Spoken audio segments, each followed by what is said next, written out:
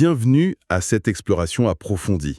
Aujourd'hui, on se plonge dans des extraits d'un texte théologique assez singulier. Oui, un texte qui propose une lecture particulière du sabbat ou anshikil, c'est le terme coréen qui est utilisé. Exactement. Et ce texte s'appuie sur pas mal de références bibliques pour étayer son point de vue. Effectivement. Et ce qui frappe tout de suite, je trouve, c'est que ça nous pousse bien au-delà de l'image, disons, classique du sabbat. L'image du simple jour de repos hebdomadaire. Voilà. Là, l'objectif, c'est vraiment de décortiquer cette vision spécifique, de comprendre les liens que le texte tisse entre le sabbat, Jésus, le temple. Et même une vision plus large du plan divin, avec cette confrontation avec le mal. C'est bien ça? Tout à fait. Une confrontation très présente dans ses écrits. D'accord. Donc, loin d'être passif, le sabbat serait présenté comme quelque chose de très actif finalement, chargé d'une signification profonde. C'est l'idée principale, oui. Bon, alors explorons ça ensemble. Qu'est-ce que ces textes nous disent sur ce vrai sens du sabbat selon eux? Par où on commence?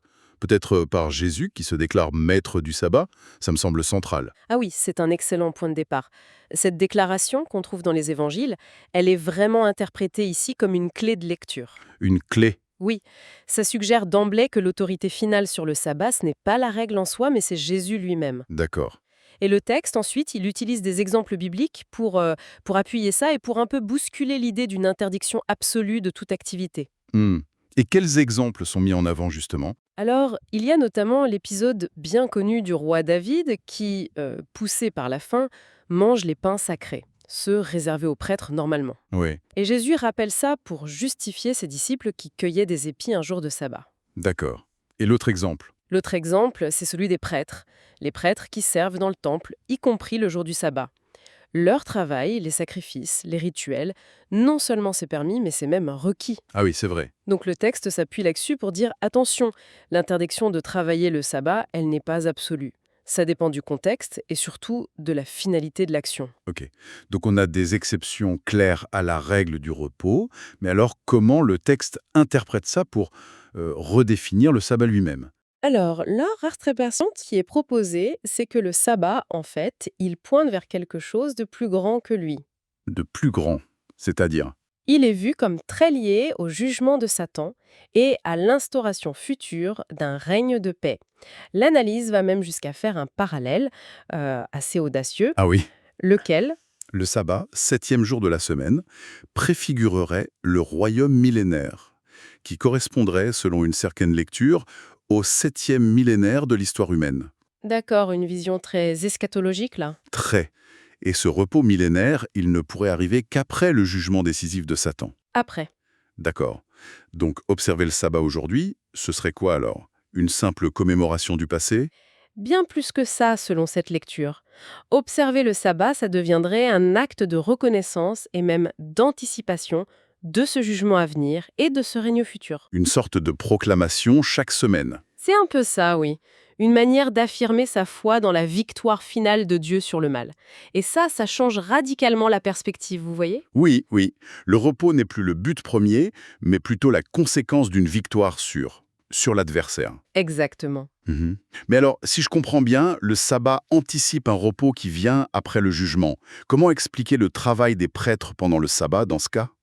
Ça semble un peu contradictoire, non? Ah, c'est là qu'intervient une notion importante dans le texte, celle de hiérarchie et aussi de lieu sacré. La hiérarchie. Oui, le texte explique que le service des prêtres dans le temple, même le sabbat en fait, il participe activement à l'instauration de ce repos futur. Comment ça? Par les sacrifices. Ces sacrifices d'animaux, ils sont interprétés symboliquement comme représentant la défaite de Satan, l'expiation des péchés, qui sont vus comme la conséquence de son influence. D'accord. Donc leur travail, entre guillemets, n'est pas une violation du sabbat. Au contraire, il sert directement la finalité ultime du sabbat, qui est de vaincre le mal pour obtenir le vrai repos. C'est intéressant. Le lieu, le temple, joue donc un rôle absolument crucial. Tout à fait. Le texte établit même une sorte de hiérarchie très claire. Jésus est supérieur au temple et le temple est supérieur au sabbat. Il cite un passage spécifique? Oui, celui où Jésus dit qu'il y a ici quelque chose de plus grand que le temple. Donc si Jésus est plus grand que le temple, Et si le temple lui-même transcende les règles ordinaires du sabbat, parce que c'est le lieu de la présence divine, où on traite le péché, réconciliation est la défaite du mal.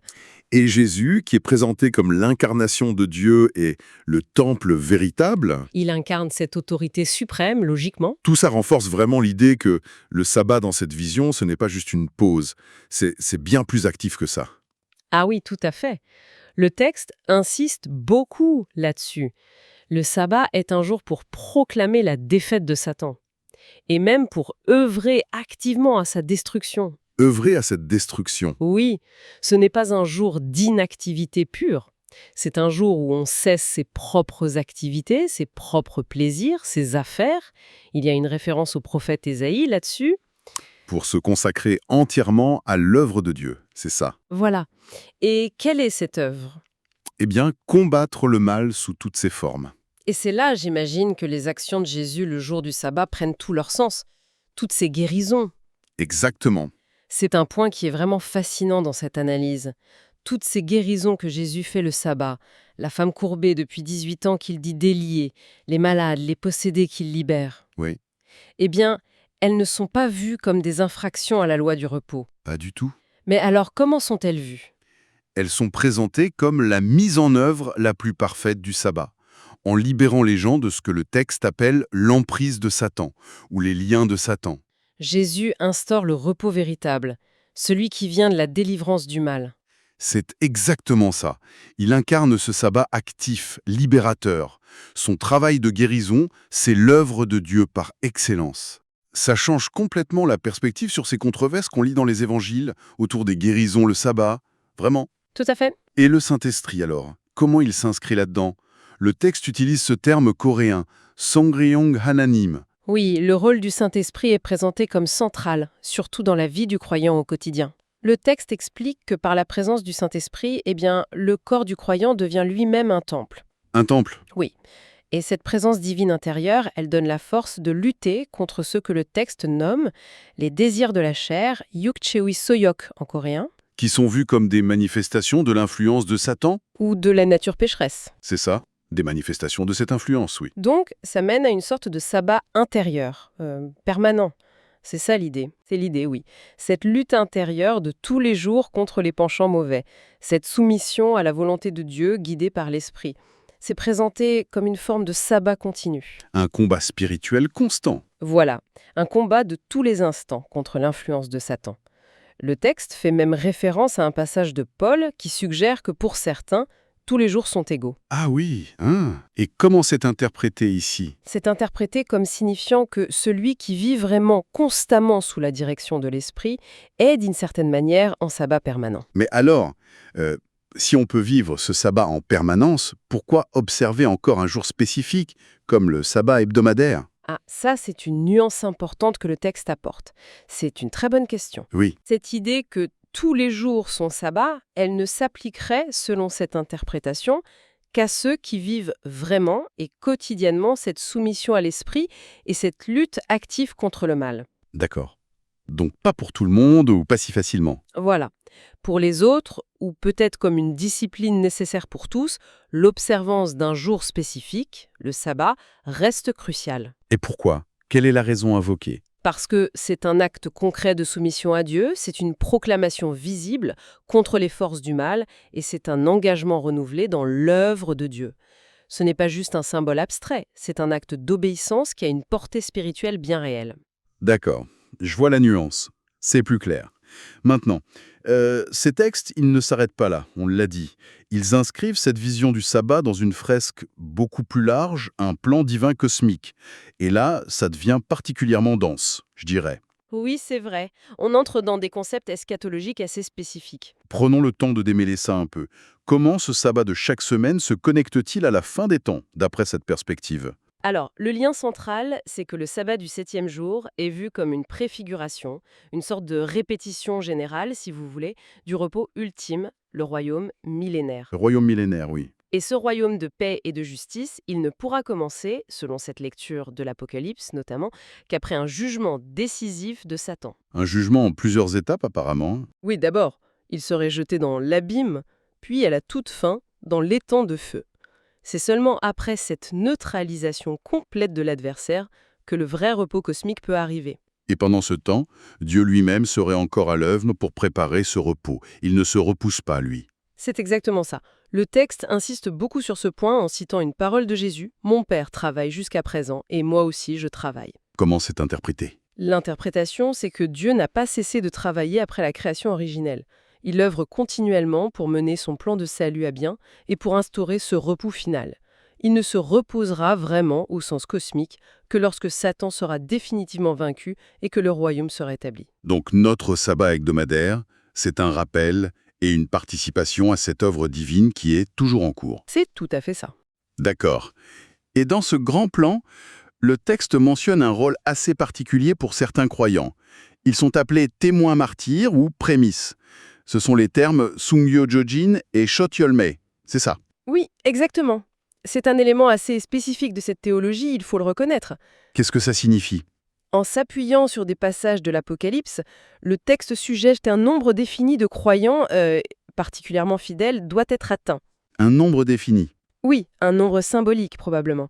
Ces témoins martyrs ou prémices, ce sont ceux qui obéissent au commandement de Dieu de manière exemplaire, vraiment, jusqu'au bout, quitte à aller jusqu'au sacrifice suprême si nécessaire, à l'image du Christ. Et leur rôle, ce serait quoi exactement? Leur fidélité sans faille, leur vie, et même leur mort servirait de preuve ultime, une preuve de la justesse et de la bonté des commandements de Dieu face aux accusations de Satan. Ah, c'est presque comme un procès cosmique où leur vie serve de témoignage. C'est un peu l'idée, oui. Une fois ce nombre symbolique de témoins atteint, leur témoignage deviendrait la base sur laquelle Dieu pourrait légitimement juger le monde et condamner Satan. Et c'est ça qui ouvrirait la voie à l'emprisonnement de Satan et à l'instauration du royaume millénaire, le sabbat ultime. C'est la logique présentée, oui. C'est un concept assez complexe qui lie vraiment l'obéissance individuelle à l'accomplissement du grand plan divin. Et le texte mentionne aussi des pluies du Saint-Esprit dans ce contexte. Irunbi et Nojinbi. Oui, la pluie de la première saison et celle de l'arrière-saison. Elle serait liée, selon le texte, à la formation et à la maturation spirituelle de ces prémices, pour les préparer à leur rôle. C'est effectivement très dense comme théologie. Et le texte utilise aussi, vous disiez, des symboles tirés du temple de Jérusalem pour illustrer tout ce plan cosmique. Oui, tout à fait. Il y a toute une lecture symbolique, une typologie qui est développée. Par exemple, Par exemple, le Saint des Saints, la partie la plus sacrée du temple, il représenterait le ciel lui-même, la présence directe de Dieu. logique. La grande cuve d'eau, la mer de bronze, elle symboliserait la mer de verre qu'on trouve dans l'Apocalypse. Peut-être un lieu de purification ou de séparation avant d'entrer dans la présence divine? D'accord. Et l'autel des holocaustes, Besonia Dan, c'est ça? Oui, bien juste. Et là, l'interprétation est assez surprenante. Il symboliserait Hadès, ou l'abîme. L'autel des sacrifices symboliserait l'abîme. Pourquoi? Parce que c'est là où le péché et le mal, symbolisés par les animaux sacrifiés, sont consumés par le feu. Ce serait donc symboliquement le lieu où Satan est lié et où le jugement par le feu s'opère avant sa destruction finale. C'est une interprétation assez frappante, oui, de l'autel comme lieu de confinement et de jugement du mal. Le texte aborde aussi la notion de première mort et de seconde mort. Ça revient souvent en eschatologie. Comment c'est compris ici? Alors, le texte explore en fait deux interprétations possibles. Elles ne sont pas forcément exclusives l'une de l'autre dans leur finalité, mais la distinction est intéressante. La première? La première mort serait double. Elle inclurait à la fois la séparation spirituelle d'avec Dieu, causée par le péché originel, et la mort physique. Dans ce cas, la seconde mort, ce serait le jugement final, les temps de feu de l'Apocalypse, la séparation éternelle. D'accord. Et la seconde interprétation? La première mort serait plus simplement la mort physique. Et la seconde mort, ce serait alors la conséquence du jugement pour ceux qui ne sont pas sauvés. La séparation définitive d'avec Dieu et la condamnation à cet étang de feu. Mais dans les deux cas, l'idée centrale reste la même. Oui, l'idée centrale qui ressort très fort, c'est que le sacrifice de Jésus sauve les croyants de cette seconde mort, Oui. quelle que soit la définition exacte qu'on prend. C'est-à-dire qu'il sauve de la condamnation finale et de la séparation éternelle d'avec Dieu. Il restaure la vie, à la fois la vie spirituelle maintenant et la vie éternelle. Merci de clarifier ces points qui sont souvent complexes. Revenons peut-être un instant aux exemples du début avec David, les prêtres. Le texte semble vraiment insister sur la miséricorde, non? J'habille encore rien. Il y a cette citation qui revient: Je veux la miséricorde et non le sacrifice. Ah oui, absolument. C'est vraiment un fil conducteur essentiel dans toute l'argumentation. Et comment est-ce développé? En citant ce passage du prophète Osée, repris par Jésus, le texte argumente que le but ultime de la loi, Yulbeop, et des sacrifices, Gésa, ce n'est pas le rituel pour le rituel. Le but, c'est de préserver la vie, c'est de manifester l'amour et la miséricorde. C'est pour ça que David a pu transgresser la règle des pains de proposition. Exactement. Parce que la vie, la nécessité vitale, primait sur le rite dans cette situation extrême. La miséricorde envers lui-même et ses hommes était plus importante que l'observance stricte de cette règle particulière. Et ça amène logiquement, j'imagine, à une critique assez forte de la religion purement formelle, extérieure. Tout à fait. Le texte est très critique envers une religiosité qui serait vide de sens. Des sacrifices offerts sans cœur, sans une réelle intention de combattre le mal en soi ou autour de soi. Des exemples sont donnés. Oui, l'exemple de Caïn est cité, dont l'offrande est rejetée, ou encore l'obéissance purement formelle, mais sans sincérité profonde, comme celle du roi Saül, qui n'obéit pas complètement à Dieu. Et le texte s'appuie beaucoup sur les prophètes, comme Ésaïe par exemple, pour dire que les rituels, même ceux qui sont commandés par Dieu, comme le sabbat ou les sacrifices, ils peuvent devenir abominables à ses yeux. S'ils sont déconnectés de la réalité de la vie, de la justice, de la miséricorde, de la recherche sincère de Dieu. C'est ça. C'est exactement ça. Du coup, ça soulève une question assez fondamentale sur ce qui compte vraiment. Est-ce que c'est le geste, le rituel, ou est-ce que c'est l'intention, l'éthique derrière? Et la conclusion du texte est très claire là-dessus. C'est l'intention et l'action éthique qui priment. La loi, dans son essence la plus profonde, elle trouve son accomplissement non pas dans une accumulation de rites, mais dans l'amour sincère de Dieu et du prochain. Un amour qui doit se traduire concrètement. Oui, par la pratique de la justice, de la miséricorde, de la foi. Ce sont d'ailleurs les choses que Jésus reprochait aux pharisiens de négliger, alors qu'ils étaient très scrupuleux sur des détails de la loi. Donc le sabbat lui-même, dans cette optique, doit être vécu avec cet esprit de miséricorde et de justice, comme un acte d'amour envers Dieu, mais aussi envers ceux qui ont besoin d'être libérés du mal. Voilà, c'est une conséquence logique de toute l'argumentation. Bon, si on essaye de synthétiser un peu tout ça, ces écrits nous proposent une relecture assez, radicale du sabbat. On peut dire ça, oui. Ce n'est plus seulement un temps d'arrêt passif, mais c'est une participation active, consciente, au grand plan divin de restauration. Une sorte de lutte spirituelle contre le mal qui préfigure la victoire finale. C'est bien résumé. Avec Jésus au centre, comme celui qui incarne et accomplit ce vrai repos par ses actions libératrices. Et puis, un accent très fort sur l'œuvre intérieure du Saint-Esprit et sur l'importance de vivre l'esprit de la loi, la miséricorde, la justice, l'amour. Oui, le sabbat devient un concept vraiment dynamique, très orienté vers l'avenir, vers l'eschatologie, et profondément éthique en même temps. Alors, pour conclure notre discussion, quelle pourrait être la pensée à emporter? La question qui reste un peu en suspens après avoir exploré cette perspective particulière. Une idée forte qui traverse ces textes, c'est que le but pour le croyant, c'est de refléter l'image du Christ. C'est un thème récurrent. Refléter l'image du Christ. Oui, en imitant son obéissance à Dieu et son amour qui va jusqu'au sacrifice. Alors, si on accepte cette vision du sabbat, ou Ranchikel, comme une lutte spirituelle active qui mène à la victoire divine et au repos véritable, Oui. eh bien, la question un peu provocante qui se pose, c'est celle-ci.